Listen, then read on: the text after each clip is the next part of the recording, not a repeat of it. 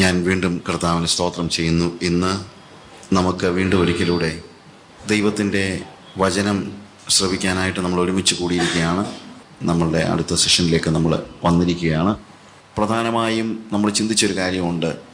ദൈവം നമ്മളിൽ നിന്ന് പ്രതീക്ഷിക്കുന്നത് നമ്മുടെ അകത്തെ മനുഷ്യൻ ശക്തിപ്പെടണമെന്നുള്ളതാണ്. പുറത്തെ മനുഷ്യൻ ശക്തിപ്പെടുക എന്നുള്ളതല്ല. പുറത്തെ മനുഷ്യൻ എന്ന് പറയുന്ന ഒരു യാഥാർത്ഥ്യമാണ്. യാഥാർത്ഥ്യമല്ലെന്ന് പറയുന്നില്ല. കർത്താവ് പറഞ്ഞു, മനുഷ്യൻ അപ്പം കൊണ്ട് മാത്രമല്ല, അല്ലേ? അപ്പം വേണ്ടെന്ന് പറഞ്ഞില്ല. എന്താണ്? Man shall not live by bread alone but by every word that proceeds from the mouth of the Lord. ദൈവം നമുക്ക് പ്രയോറിറ്റി സെറ്റ് ചെയ്യേണ്ടി വരുമ്പോൾ നമ്മുടെ പ്രയോറിറ്റി ഒരിക്കലും നമ്മുടെ പുറത്തെ മനുഷ്യനല്ല, പിന്നെന്താണ്? അകത്തെ മനുഷ്യനാണ്. എന്നാൽ പല സമയത്തും പൗലോസ് ഉപയോഗിച്ചതായ ഒരു ടൈപ്പോളജി പറയുകയുണ്ടായി. എന്താ? ഇഷ്മായേലും ഇസ്ഹാക്കിൻ്റെയും ചരിത്രം. ഇഷ്മായേലാണ് ആദ്യം ഉണ്ടായതെന്ന് നമുക്കറിയാം. എന്നതുപോലെ നമ്മുടെ ജീവിതത്തിലും നമ്മുടെ മൂത്ത ആളെന്ന് പറയുന്നത് നമ്മുടെ പഴയ മനുഷ്യനാണ്, ഇല്ലേ? അതുകൊണ്ട് ആ പഴയ മനുഷ്യൻ ആദ്യമൊക്കെ കുറച്ച് സ്ട്രോങ് ആയിരിക്കും. സ്ട്രോങ് ആയതുകൊണ്ട് തന്നെയല്ല, ഈ പഴയ മനുഷ്യന് പുതിയ മനുഷ്യനോട് ശത്രുത്വം ഉണ്ടെന്നുള്ളതൊരു യാഥാർത്ഥ്യമാണ്. അത് നമ്മൾ മനസ്സിലാക്കണം. അതുകൊണ്ട് നമ്മൾ എത്ര പറഞ്ഞാലും പഴയ മനുഷ്യൻ അകത്തെ മനുഷ്യനെ പുതിയ മനുഷ്യനെ അല്ലെങ്കിൽ പുറമേ ഉള്ള മനുഷ്യൻ അകമേ ഉള്ള മനുഷ്യനെ ഞെരുക്കാനായിട്ട് നോക്കും. കൊല്ലാനൊന്നും പറ്റത്തൊന്നുമില്ല. ഇസഹാക്കിനെ കൊല്ലാനൊന്നും ഇഷ്മായേലിന് പറ്റത്തില്ലായിരിക്കും, പക്ഷെ ഞെരുക്കാൻ നോക്കും. അവിടെ നമ്മൾ അലേർട്ടായിരിക്കണമെന്നാണ് പൗലോസ് പറയുന്നത്. അബ്രഹാമിന് പഴയ അല്ലെങ്കിൽ ഇഷ്മായേലിനോട് തീർച്ചയായിട്ടും അവൻ്റെ ആദ്യത്തെ പുത്രൻ എന്ന നിലയിൽ ഒരു പക്ഷേ കുറച്ച് അടുപ്പമൊക്കെ ഉണ്ടായെന്നിരിക്കും. എന്നാൽ ദൈവം അബ്രഹാമിനോട് കൃത്യമായിട്ട് പറഞ്ഞു, ദാസിയെയും അവളുടെ പുത്രനെയും പുറത്താക്കുക. അപ്പോൾ പൗലോസ് ഉപയോഗിച്ച ആ ടൈപ്പോളജി പൗലോസ് ഉപയോഗിച്ചതുകൊണ്ട് നമുക്ക് ധൈര്യമായിട്ട് ഉപയോഗിക്കാം. അല്ലെങ്കിൽ ഞാൻ വളരെ കെയർഫുള്ളാണ് ഈ ഇങ്ങനെയുള്ള കാര്യങ്ങൾ. പഴയ നിയമത്തിലെ എന്തെങ്കിലുമൊക്കെ കാര്യം പറഞ്ഞ് ദാവീദിൻ്റെ 5 കല്ല് എന്തൊക്കെയാണെന്നൊക്കെ എന്ന് പറയുന്നതൊക്കെ എനിക്ക് അത്ര ഇഷ്ടമുള്ള കാര്യമൊന്നുമല്ല. എന്നാൽ പൗലോസ് ഇത് പുതിയ നിയമത്തിൽ ഉപയോഗിച്ചിരിക്കുന്നതുകൊണ്ട് നമുക്കും അത് ഉപയോഗിക്കാൻ ബുദ്ധിമുട്ടില്ല. അവിടെ കൃത്യമായിട്ട് പറയുകയാണ്, ദാസിയെയും അവളുടെ പുത്രനെയും പുറത്താക്കുക. പ്രിയമുള്ളവരെ, ഇത് നമ്മുടെ ജീവിതത്തിൽ നമ്മൾ പ്രാവർത്തികമാക്കേണ്ടതായ ഒരു കാര്യമാണ്. ഇസഹാക്കിന് സുഗമമായി വളരുവാൻ വേണ്ടി ഇഷ്മായേലിനെ പുറത്താക്കേണ്ടിയിരിക്കുന്നു. ഇസഹാക്കിന് ഞെരുക്കം കൂടാതെ വളരേണ്ടതിന് വേണ്ടി ഇഷ്മായേലിനെ പുറത്താക്കിയേ പറ്റൂ. ഇതേപോലെ നമ്മുടെ പുറമേയുള്ള മനുഷ്യൻ, നമ്മുടെ ആദ്യത്തെ മനുഷ്യൻ, നമ്മുടെ ജലപ്രകാരമുള്ള മനുഷ്യൻ, അവനെ നമ്മൾ പോറ്റി പുലർത്തുകയും കൂടുതൽ തടിച്ചു കൊഴുപ്പിക്കുകയൊക്കെ ചെയ്തു കഴിഞ്ഞാൽ അതിൽ കൂടുതൽ അപകടം ഉണ്ടാകുന്നത് ഇസഹാക്കിനായിരിക്കും എന്നുള്ളതിന് യാതൊരു സംശയം. അല്ലെങ്കിൽ വാഗ്ദത്ത സന്തതി ഞെരുക്കപ്പെടും. നമ്മുടെ ജീവിതത്തിൽ അത് സംഭവിക്കാൻ പാടില്ല. എല്ലാ മനുഷ്യരുടെയും ജീവിതത്തിൽ എന്തുണ്ട്? ഒരു വാഗ്ദത്ത സന്തതിയും ഒരു ജഡത്തിൻ്റെ സന്തതിയും അല്ലെങ്കിൽ ശരീരവുമുണ്ട്. ഈ ശരീരത്തെ നമുക്ക് കൊന്നുകളയാനായിട്ട് പറ്റില്ല. പക്ഷേ നമുക്ക് ഒരു പരിധി വരെ ഈ പുതിയ മനുഷ്യൻ, നമ്മുടെ ഇന്നർമാന് പ്രശ്നമുണ്ടാകാതിരിക്കേണ്ടതിന് ഇനിയിപ്പോൾ ശക്തിപ്പെടുത്തേണ്ടത് എപ്പോഴും ഇന്നർമാനെയാണ്, അല്ലാതെ ഔട്ടർമാനെ അല്ല. ഇന്നർമാൻ, ആ ഇന്നർമാൻ ആവശ്യമുള്ള കാര്യങ്ങളായിരിക്കണം നമ്മൾ ഫീഡ് ചെയ്യുന്നത്. എപ്പോഴും ഇന്നർമാനായിരിക്കണം, ഇന്നർമാനെ ആയിരിക്കണം. ഔട്ടർമാൻ ജീവിച്ചു പോട്ടെ. നമുക്ക് ഇന്നർമാൻ ഇരിക്കാനൊരു കൂടാരം വേണം, ഇല്ലാതെ പറ്റില്ല. ഇല്ലെങ്കിൽ അതാണ് വാസ്തവത്തിൽ നമ്മളുടെ ശരീരം എന്ന് പറയുന്നത്. അത്രയൊക്കെ ഉള്ളൂ. ശരിക്കും അവിടെ ശരീരം എന്നുള്ളൊരർത്ഥത്തിൽ മാത്രമല്ല അവിടെ ഉപയോഗിക്കുന്നത്. അതായത് നമ്മൾ ശരീരത്തെ ദണ്ഡിപ്പിച്ച്, അല്ലെങ്കിൽ പലപ്പോഴും മറ്റ് പല സഭകളിലും ഉള്ള ഒരു ചിന്ത, അതിപ്പം വന്ന് വിശ്വാസികളൊക്കെ ഉണ്ട്, ശരീരത്തെ എന്ന് പറഞ്ഞു കഴിഞ്ഞാൽ നമ്മുടെ ഫ്ലഷിനെയാണെന്ന്. ഫ്ലഷിൻ്റെ കാര്യമല്ല ഇവിടെ പറയുന്നത്. എന്തിനെക്കുറിച്ചാണ് പറയുന്നത്? നമ്മുടെ പഴയ പ്രകൃതത്തെയും പഴയ കാര്യത്തെയും. അല്ലാതെ നമ്മുടെ ശരീരത്തിന് ആഹാരം കൊടുക്കരുതെന്നല്ല അതിൻ്റെ അർത്ഥം. അതായത് ഇഷ്മായേലിനെ പുറത്താക്കുക എന്ന് പറഞ്ഞു കഴിഞ്ഞാൽ നമ്മുടെ ശരീരത്തിന് ആഹാരം കൊടുക്കാതിരിക്കുക, നമ്മുടെ ശരീരത്തെ തല്ലുക, അടിക്കുക, അങ്ങനെയൊന്നുമല്ല. നമ്മുടെ ശരീരത്തെ മുള്ളുകൊണ്ട് കുത്തുക, ഇതൊക്കെ ചെയ്യണമെന്നല്ല ഇവിടെ പറയുന്നത്. തെറ്റിദ്ധരിക്കരുത്. എന്തു പറയുമ്പോഴും നമ്മൾ പഠിച്ചു വച്ചിരിക്കുന്ന ചില കാര്യങ്ങൾ മനസ്സിൽ കയറുന്നത് കൊണ്ട്, പ്രത്യേകിച്ച് ഈസ്റ്റേൺ, ഞാൻ ആദ്യത്തെ ദിവസം പറഞ്ഞല്ലോ, ഈ പൗരസ്ത്യ ചിന്ത അനുസരിച്ച് ആത്മീയത കൂടുമ്പോൾ അവൻ ശരീരത്തെയാണ് വാസ്തവത്തിൽ ദണ്ഡിപ്പിക്കുന്നത്, അല്ലാതെ പ്രകൃതത്തെ അല്ല. എന്നാൽ ഇവിടെ പഴയ മനുഷ്യൻ എന്ന് പറയുന്നത് നമ്മുടെ പഴയ പ്രകൃതം, നമ്മുടെ പഴയ ജീവിതം. ആ പഴയ ജീവിതം അല്ലെങ്കിൽ നമ്മുടെ പഴയ മനുഷ്യൻ നമ്മുടെ ശരീരം ന്യൂട്രലാണ്. നമ്മുടെ ശരീരം എന്ന് പറയുന്നത് ന്യൂട്രലാണ്. ഈ ശരീരത്തെ നേരത്തെ നിയന്ത്രിച്ചുകൊണ്ടിരുന്നത് പഴയ മനുഷ്യനാണ്. പക്ഷേ ഇപ്പോൾ ഒരുവൻ ക്രിസ്തുവിലായാൽ അവൻ പുതിയ സൃഷ്ടിയായി. പഴയത് കഴിഞ്ഞുപോയി. ഇപ്പോഴും എനിക്ക് ശരീരമുണ്ട്, പക്ഷേ ഈ ശരീരത്തെ ഇപ്പോൾ നിയന്ത്രിക്കുന്നത് എൻ്റെ ഇന്നർ മാൻ, അഥവാ വീണ്ടും ജനനത്തിലൂടെ ഉണ്ടായ പുതിയ മനുഷ്യനാണ് എൻ്റെ ശരീരത്തെ ഇപ്പോൾ നിയന്ത്രിക്കുന്നത്, അല്ലെങ്കിൽ നിയന്ത്രിക്കേണ്ടത്. അതിനിടയ്ക്ക് പഴയ മനുഷ്യൻ കടന്നു വരാൻ പരിശ്രമിച്ചാൽ നമ്മൾ ഒരിക്കലും അതിനെ അംഗീകരിക്കാൻ പാടില്ല. നമ്മുടെ കയ്യെയോ കണ്ണിനെയോ കാലിനെയോ ഒക്കെ പഴയ മനുഷ്യൻ നിയന്ത്രിക്കാൻ വന്നാൽ ഒരിക്കലും എന്ത് ചെയ്യാൻ പാടില്ല, അത് അംഗീകരിക്കാൻ പാടില്ല. പഴയ മനുഷ്യൻ പറയും ഇതൊക്കെ നോക്കടാ എന്ന് പറഞ്ഞ് ടി വിയിലെ ഓരോ സീൻസ് കാണിക്കും. അപ്പോൾ നമ്മൾ എന്ത് ചെയ്യാൻ പാടില്ല, പഴയ മനുഷ്യനെ പുറത്താക്കണം. പഴയ മനുഷ്യൻ പറയും നിന്റെ കണ്ണുകൾക്ക് ഇമ്പകരമായ ഈ കാഴ്ചകളൊക്കെ ഒന്ന് കണ്ടേ എന്ന് പറഞ്ഞ് ടെലിവിഷനിലെ വേണ്ടാദിനങ്ങളെല്ലാം കാണിക്കും. അപ്പോൾ നമ്മൾ എന്ത് ചെയ്യണം, അതിനെ പുറത്താക്കണം. അല്ലെങ്കിൽ പഴയ മനുഷ്യൻ നമ്മളുടെ മറ്റൊരാളോട് ചൂടാകാൻ, അല്ലെങ്കിൽ അവൻ്റെ പഴയ മനുഷ്യനെ നമ്മുടെ ചിലപ്പോൾ പറയുമല്ലോ, പഴയ മനുഷ്യൻ അവൻ ചിലപ്പം ഒത്തിരി അസൂയുള്ള ആളായിരിക്കും, പകയുള്ള ആളായിരിക്കും. അതൊന്നും നമ്മൾ എന്ത് ചെയ്യാൻ പാടില്ല, നമ്മുടെ ശരീരം അതിനോട് റെസ്പോണ്ട് ചെയ്യാനായിട്ട് പാടില്ല എന്നുള്ളതാണ്. പഴയ മനുഷ്യരുടെ യാഥാർത്ഥ്യമാണ്, നമ്മുടെ ശരീരം ഒരു യാഥാർത്ഥ്യമാണ്. പക്ഷേ ഈ ശരീരത്തെ നിയന്ത്രിക്കാൻ ഇപ്പോൾ ആർക്ക് അവകാശമില്ല, പഴയ മനുഷ്യന് അവകാശമില്ല. അതുകൊണ്ട് നമ്മുടെ ഇന്നർ മാൻ, അതാണ് അവിടെ നമ്മൾ ശരിയായിട്ടും പഠിക്കേണ്ടതായ ഒരു കാര്യം. നമ്മുടെ ഇന്നർ മാൻ, ആ ഇന്നർ മാൻ നമ്മൾ എഫേസ്യ ലേഖനത്തിൽ തന്നെ 4-ാം അധ്യായത്തിൻ്റെ 17 മുതലുള്ള വാക്യങ്ങൾ വായിക്കുമ്പോൾ അവിടെയും ഇത് തന്നെ ആവർത്തിക്കുന്നുണ്ട്. ആകയാൽ ഞാൻ കർത്താവിൽ സാക്ഷീകരിച്ച് പറയുന്നത് എന്തെന്നാൽ ജാതികൾ തങ്ങളുടെ വ്യർത്ഥബുദ്ധി അനുസരിച്ച് നടന്നതുപോലെ നിങ്ങൾ ഇനി നടക്കരുത്. അവർ അന്ധബുദ്ധികളായി അജ്ഞാനം നിമിത്തം ഹൃദയകാഠിന്യം നിമിത്തം തന്നെ ദൈവത്തിൻ്റെ ജീവനിൽ നിന്ന് അകന്ന് മനം തഴമ്പിച്ചു പോയവർ ആകയാൽ അത്യാഗ്രഹത്തോടെ സകല അശുദ്ധിയും പ്രവർത്തിപ്പാൻ ദുഷ്കാമത്തിന് തങ്ങളെ തന്നെ ഏൽപ്പിച്ചിരിക്കുന്നു.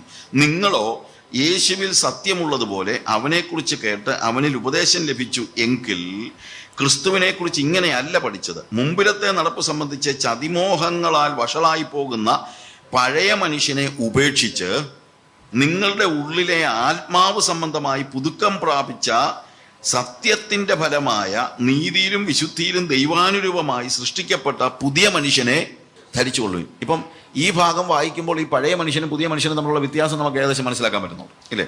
നേരത്തെ നമ്മൾ പറഞ്ഞു നിങ്ങളുടെ അകത്തെ മനുഷ്യൻ ശക്തിപ്പെടേണ്ടതിന്. പക്ഷേ ഈ അകത്തെ മനുഷ്യനും പുറത്തെ മനുഷ്യനും തമ്മിലുള്ള വ്യത്യാസം എന്താണെന്നുള്ളത്, അല്ലെങ്കിൽ അതിന് പകരം ഇവിടെ ഉപയോഗിച്ചിരിക്കുന്നത് പഴയ മനുഷ്യനും പുതിയ മനുഷ്യനും തമ്മിലുള്ള വ്യത്യാസം എന്താണെന്നുള്ളത് ഇവിടെ നമ്മൾ ഈ ഭാഗം വായിക്കുമ്പോൾ ഗ്രഹിക്കാൻ കഴിയുന്നുണ്ട്. കാര്യം പഴയ മനുഷ്യൻ എന്താണെന്ന് ചോദിച്ചാൽ 22-ാമത്തെ വാക്യത്തിൽ മുമ്പിലത്തെ നടപ്പ് സംബന്ധിച്ച് ചതിമോഹങ്ങളാൽ വഷളായി പോകുന്ന പഴയ മനുഷ്യനെ ഉപേക്ഷിച്ച്.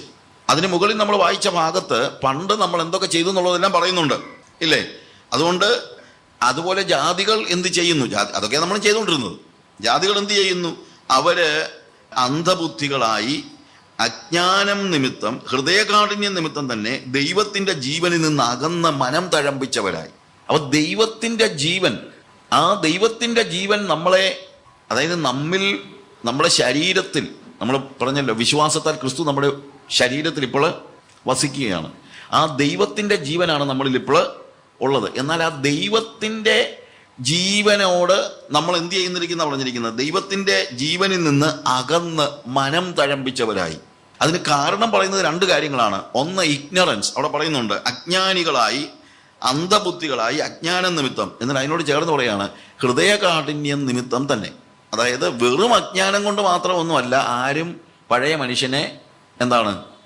മനുഷ്യനെ വീണ്ടും പരിപോഷിപ്പിക്കുന്നത്. വെറും അജ്ഞത കൊണ്ട് മാത്രമല്ല, പ്രത്യുത എന്തുകൊണ്ടുകൂടെ ഉണ്ട്, ഹൃദയകാഠിന്യം കൂടെ ഉണ്ട്.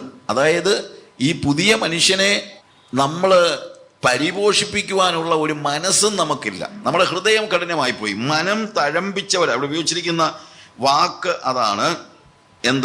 ആകയാൽ അത്യാഗ്രഹത്തോടെ സകല അശുദ്ധിയും പ്രവർത്തിപ്പാൻ ദുഷ്കാമത്തിന് തങ്ങളെ തന്നെ ഏൽപ്പിച്ചിരിക്കുന്നു. നിങ്ങളോ യേശുവിൽ സത്യമുള്ളതുപോലെ അവനെക്കുറിച്ച് കേട്ട് അവനിൽ നിന്ന് ഉപദേശം ലഭിച്ചുവെങ്കിൽ ക്രിസ്തുവിനെക്കുറിച്ച് ഇങ്ങനെയല്ല പഠിച്ചത്. മുമ്പിലത്തെ നടപ്പ് സംബന്ധിച്ച് ചതിമോഹങ്ങളാൽ വഷളായി പോകുന്ന പഴയ മനുഷ്യനെ ഉപേക്ഷിച്ച് നിങ്ങളുടെ ഉള്ളിലെ ആത്മാവ് സംബന്ധമായി പുതുക്കം പ്രാപിച്ച് സത്യത്തിൻ്റെ ഫലമായ നീതിയിലും വിശുദ്ധിയിലും ദൈവാനുരൂപമായി സൃഷ്ടിക്കപ്പെട്ട പുതിയ മനുഷ്യനെ ധരിച്ചുകൊള്ളുവിൻ. അപ്പോൾ അതൊരു ബോധപൂർവമായ പ്രവൃത്തിയാണ്, അതല്ലാതെ സ്വാഭാവികമായി വന്നു ചേരുന്നൊരു കാര്യമല്ല. നമ്മൾ ഇതിനകത്ത് എഫേർട്ടുണ്ട്.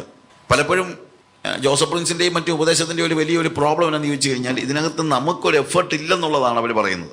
അത് നമ്മളൊന്നും ചെയ്യാനൊന്നുമില്ല, അതൊക്കെ ദൈവം ചെയ്യുന്ന കാര്യമാണ്. പുതിയ നിയമത്തിലൊന്നും ചെയ്യാനില്ല. പഴയ നിയമത്തിലെല്ലാം ഡു എന്ന് പറഞ്ഞു. എന്നാൽ പുതിയ നിയമത്തിലെല്ലാം ഡൺ എന്നാണ്. നിനക്കൊന്നും ചെയ്യാനില്ല എന്നല്ല പറയുന്നത് ഇവിടെ, ആണോ? നിങ്ങൾ എന്ത് ചെയ്യണം? പുതിയ മനുഷ്യനെ ധരിച്ചു കൊള്ളണം. അത് തന്നെയല്ല, പഴയ മനുഷ്യനെ ഉപേക്ഷിക്കണം. ഉപേക്ഷിച്ചിരിക്കുന്നു എന്നല്ല, ഉപേക്ഷിക്കണം. ധരിച്ചിരിക്കുന്നു എന്നല്ല, ധരിച്ചു കൊള്ളുവിൻ. അതിൻ്റെ അർത്ഥം എന്താണ്? പുതിയ നിയമത്തിൽ യേശുക്രിസ്തുവുമായി ബന്ധപ്പെട്ട് വരുമ്പോൾ നമുക്കൊരു ഉത്തരവാദിത്തമുണ്ട്. റെസ്പോൺസിബിലിറ്റി ഇല്ലാത്തൊരു ലൈഫ് അല്ല നമ്മുടെ ലൈഫ് എന്നുള്ളത് നമ്മൾ മനസ്സിലാക്കണം. അപ്പോൾ ഈ അകത്തെ മനുഷ്യനെ പരിപോഷിപ്പിക്കുക എന്നുള്ളതാണ് നമ്മളെ സംബന്ധിച്ചിടത്തോളം ഏറ്റവും പ്രാധാന്യമർഹിക്കുന്നതായ കാര്യം. ഈ അകത്തെ മനുഷ്യനെ പരിപോഷിപ്പിക്കുവാൻ വേണ്ടിയുള്ള കാര്യങ്ങളായിരിക്കണം സഭയിൽ നടക്കുന്നതും. നമ്മൾ ആദ്യം പഠിച്ചത് ദൈവം എങ്ങനെ മനുഷ്യനെയും ദൈവത്തെയും തമ്മിൽ ബന്ധിപ്പിച്ചു. The relation between man and God. പാപിയായ മനുഷ്യനെ യേശു കർത്താവ് കാൽവറി ക്രൂശിൽ വീണ്ടെടുത്ത് അവനെ ദത്തെടുത്ത് മകനാക്കി അവനോടുകൂടെ നമ്മളെ യോജിപ്പിച്ചിരിക്കുന്നു. ക്രിസ്തുവിനെ നമുക്ക് ദൈവം നൽകി വീണ്ടെടുപ്പിന് വേണ്ടി. പരിശുദ്ധാത്മാവിനെ ദൈവം നൽകി ആ വീണ്ടെടുപ്പ് നാളിനായി നമ്മളെ ഇവിടുന്ന് അവിടം വരെ കൊണ്ടുപോകുന്ന പ്രവൃത്തി പരിശുദ്ധാത്മാവിനെ നൽകിയിരിക്കുന്നു. ഓക്കെ, അതായത് ആദ്യം ബന്ധം നമ്മൾ ആദ്യം പഠിച്ചെന്താണ്? മനുഷ്യനും ദൈവവും തമ്മിലുള്ള ബന്ധം, നഷ്ടപ്പെട്ടു പോയ ബന്ധം ദൈവം എങ്ങനെ പുനഃസ്ഥാപിച്ചു. രണ്ടാമത് മനുഷ്യനും തമ്മിലുള്ള ബന്ധം എങ്ങനെ പുനഃസ്ഥാപിച്ചു. ക്രൂശിൽ അവൻ മനുഷ്യനെയും ദൈവത്തെയും ബന്ധിപ്പിച്ചതുപോലെ തന്നെ നമ്മൾ എന്ത് പറഞ്ഞു? മനുഷ്യനെയും തമ്മിൽ അവൻ ഇരുപക്ഷത്തെയും ഒന്നാക്കി. അപ്പോൾ നിരപ്പിന്റെ ശുശ്രൂഷ എന്ന് പറയുന്ന മിനിസ്ട്രി ഓഫ് റിക്കൺസിലിയേഷൻ കർത്താവ് നിർവഹിക്കുന്നത് first of all it is between man and God, and along with that he has been joining. ആരൊക്കെ തന്നെയാണ്? ശത്രുപക്ഷത്തുണ്ടായിരുന്ന വ്യത്യസ്ത ജനതകളെ തമ്മിൽ അവൻ എന്ത് ചെയ്തു? യോജിപ്പിച്ചു. അപ്പോൾ ഇപ്പോൾ ക്രിസ്തുവിൽ നമ്മൾ ദൈവവുമായിട്ട് ഒന്നാണ്. അതാണല്ലോ ഏറ്റവും ഒടുവിൽ സ്വർഗത്തിലും ഭൂമിയിലുള്ള സകലതും ക്രിസ്തുവിൽ ഒന്നായി ചേരുക. അതാണ് നമ്മൾ ആദ്യം തൊട്ട് വായിക്കുന്ന കാര്യം. അതാണ്. അപ്പോൾ അതിനകത്ത് ആദ്യത്തെ കാര്യം വീണ്ടെടുപ്പിലൂടെ അവൻ നമ്മളെ ദൈവവുമായിട്ട് യോജിപ്പിച്ചു. ആ വീണ്ടെടുപ്പിൽ അവൻ ഒരു സ്പെസിഫിക് ആയിട്ടുള്ള ഒരു ജനതയെ മാത്രമല്ല സകല ജനതകളെയും സ്വീകരിച്ചതുകൊണ്ട് ഇപ്പോൾ ക്രൂശിൽ ശത്രുത്വം ഇല്ലാതാക്കി ഇരുപക്ഷത്തെയും അവൻ ഒന്നാക്കി. എന്നെയും ദൈവത്തെയും ഒന്നാക്കി, യഹൂദനെയും അല്ലെങ്കിൽ മനുഷ്യനെയും ദൈവത്തെ ഒന്നാക്കി, യഹൂദനെയും വിജാതീയനെയും അവൻ ഒന്നാക്കി. ആ മൂന്നാമത് നമ്മൾ പഠിക്കുന്നത് സഭയുമായുള്ള ദൈവത്തിന്റെ റിലേഷൻഷിപ്പിനെ കുറിച്ചാണ്. കാരണം ഇൻഡിവിജ്വലായിട്ടാണ് ദൈവം ഓരോരുത്തരെ വിളിക്കുന്നെങ്കിലും വിളിച്ചാക്കിയിരിക്കുന്നത് എങ്ങോട്ടാണ്? സഭയിലേക്കാണ്. അതുകൊണ്ട് ആ സഭയുമായുള്ള ബന്ധം, ആ സഭ, അതാണ് നമ്മളിപ്പോൾ പഠിച്ചുകൊണ്ടിരിക്കുന്ന കാര്യം. അതാണ് ആ സഭ എന്തിനു വേണ്ടിയാണ് ദൈവം ഭൂമിയിലാക്കിയിരിക്കുന്നത് ചോദിച്ചു കഴിഞ്ഞാൽ നമ്മുടെ ഇന്നർ മാനെ പരിപോഷിപ്പിക്കുവാൻ വേണ്ടിയാണെന്നാണ് ആ സഭയ്ക്കുള്ളിലെ സ്പിരിച്വൽ റിലേഷൻഷിപ്പ്. നമ്മൾ 4-ാമത്തെ അധ്യായത്തിന്റെ 11 മുതലുള്ള വാക്യങ്ങൾ വായിക്കുമ്പോൾ, എഫേസ്യ ലേഖനം 4-ാം അധ്യായത്തിന്റെ 11 മുതലുള്ള വാക്യങ്ങൾ വായിക്കുമ്പോൾ അവിടെ നമ്മൾ കാണുന്നു, അവൻ ചിലരെ അപ്പോസ്തലന്മാരായും ചിലരെ പ്രവാചകന്മാരായും ചിലരെ സുവിശേഷകന്മാരായും ചിലരെ ഇടയന്മാരായും ഉപദേഷ്ടാക്കന്മാരുമായി നിയമിച്ചിരിക്കുന്നു. അത് നാം എല്ലാവരും വിശ്വാസത്തിലും ദൈവപുത്രനെ കുറിച്ചുള്ള പരിജ്ഞാനത്തിലുമുള്ള ഐക്യതയും തികഞ്ഞ പുരുഷത്വവും ക്രിസ്തുവിന്റെ സമ്പൂർണതയായ പ്രായത്തിന്റെ അളവും പ്രാപിക്കുവോളം വിശുദ്ധന്മാരുടെ യഥാസ്ഥാപനത്തിനായുള്ള ശുശ്രൂഷയുടെ വേലയ്ക്കും ക്രിസ്തുവിന്റെ ശരീരത്തിന്റെ ആത്മീക വർധനയ്ക്കുമാകുന്നു. അപ്പോൾ ദൈവത്തിന് മനുഷ്യനെക്കുറിച്ച് ഒരു ലക്ഷ്യമുണ്ട്, അതുപോലെ ആരെക്കുറിച്ചും ലക്ഷ്യമുണ്ട്? സഭയെക്കുറിച്ചും ദൈവത്തിന് ഒരു ലക്ഷ്യമുണ്ട്. ആ സഭയിൽ ഞാൻ സഭയെക്കുറിച്ചുള്ള ഒത്തിരി കാര്യങ്ങൾ നമുക്ക് പറയാൻ, അത് വേറൊരു സബ്ജക്റ്റാണ്. നമ്മൾ അതിനെക്കുറിച്ച് വീണ്ടും പഠിക്കേണ്ട കാര്യമാണ്. ഈ ദിവസം കൊണ്ട് നമുക്കത് പഠിക്കാൻ തീരുന്നതല്ല. അതുകൊണ്ട് ഞാനിതൊന്ന് ടച്ച് ചെയ്ത് പോകുന്നതേ ഉള്ളൂ. ഈ സഭയ്ക്കുള്ളിലെ സ്പിരിച്വൽ റിലേഷൻഷിപ്പ്, ഒന്ന് ദൈവവും മനുഷ്യനും തമ്മിലുള്ള ബന്ധത്തിലെ റിലേഷൻഷിപ്പ്, മനുഷ്യനും തമ്മിലുള്ള റിലേഷൻഷിപ്പ്, പിന്നീട് ദൈവവും സഭയും തമ്മിലുള്ള ബന്ധം. ഇപ്പോൾ ദൈവം സഭയിൽ എന്ത് ചെയ്യുന്നു? ദൈവം സഭയിൽ എന്താണ്? ഡിഫറൻറ്റ് ഓഫീസസ് അല്ലെങ്കിൽ ഫങ്ഷൻസ് ഉണ്ടാക്കിയിട്ടുണ്ട്. ചിലരെ അപ്പോസ്തലന്മാരായും ചിലരെ പ്രവാചകന്മാരായും ചിലരെ സുവിശേഷകന്മാരായും ചിലരെ ഇടയന്മാരായും ചിലരെ ഉപദേഷ്ടാക്കന്മാരുമായി നിയമിച്ചിരിക്കുന്നു. നമ്മൾ ഈ 5-fold മിനിസ്ട്രി എന്നൊക്കെ പറയുന്ന കാര്യം. പക്ഷേ ഈ 5-fold മിനിസ്ട്രി എന്തിനാണ്? ചുമ്മാ കുറച്ച് പേർക്ക് ഒരു പണി ഉണ്ടാക്കി കൊടുക്കാൻ വേണ്ടിയല്ല, അതൊരു ലക്ഷ്യത്തോടു കൂടെയാണ്.